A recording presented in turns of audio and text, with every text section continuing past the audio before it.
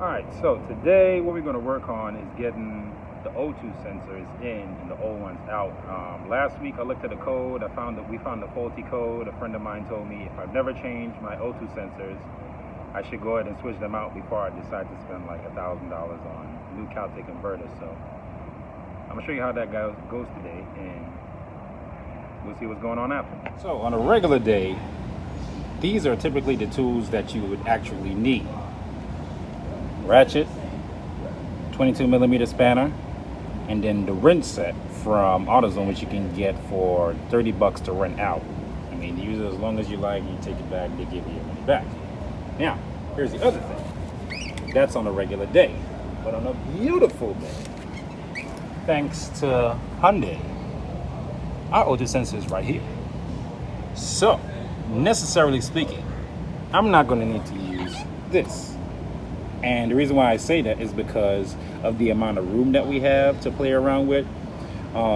Thankfully, my friend is letting me his shop to be able to use this bay so I could, show you guys this stuff. But you can actually use this 22mm spanner, and that will make it even a lot more easier. So, of course, as you know, regular procedure, you go in, this is where you're going, but before you unloosen that, there is a wire in the back that you all need to see. There's a clip right up here. Yep, this clip right here is what you're going to use to just pretty much take it apart. And once you pull it apart, it pretty much just comes apart, and then all you would have to do is just get the spanner or the wrench set, and you can attach it right here, and you pretty much just unloosen it, and it just comes down. That's as simple as it goes. So let's get into it. All right, so just an FYI, this is a pain to get out because literally right after your downstream, this is literally where all the oxygen and everything, it just comes right out right here. So just a reminder, this is gonna be a challenge for you, especially if you're laying under the car. I've been blessed to have a friend, like I said, that had me, let me use his lift. So that's a blessing. So, we go, ignore them in the background. It's just shop chatter. They do that all day. Let me see. Okay, so we going for the clip.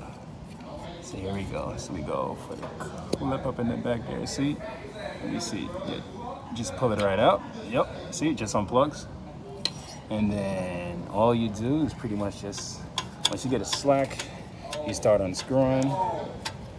And then I'm gonna show you guys what it looked like after you take it out. I wanna see how bad it is. Let's see how bad it is compared to the new ones.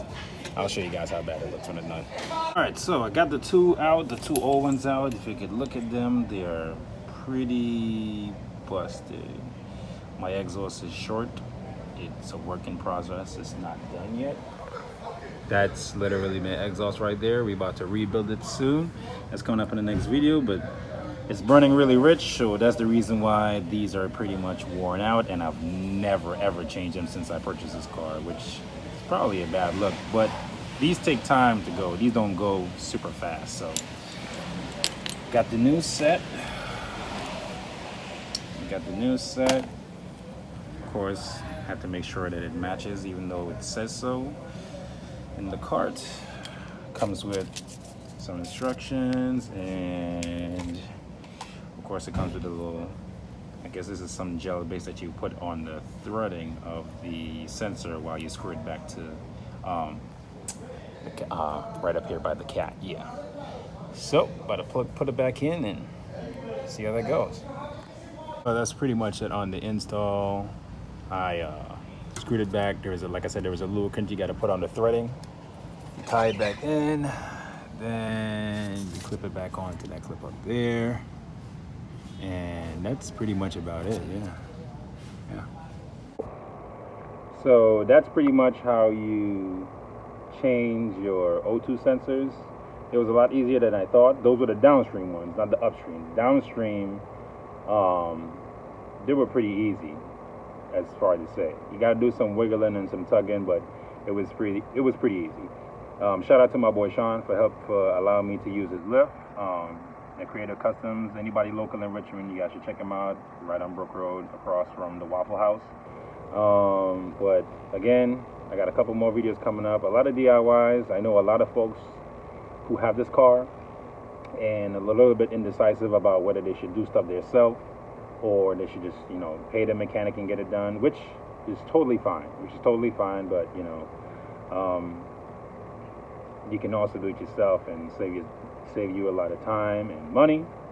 So that's what I've been doing. I've been reading, I've been figuring stuff out, and thanks to a couple other YouTubers also, I've been able to look up and see these little different things. So whenever you guys get a chance, for all the viewers, hit that subscribe button. I got a couple more DIY videos. I got a lot more stuff that's coming in. I'm taking my time, but just be patient.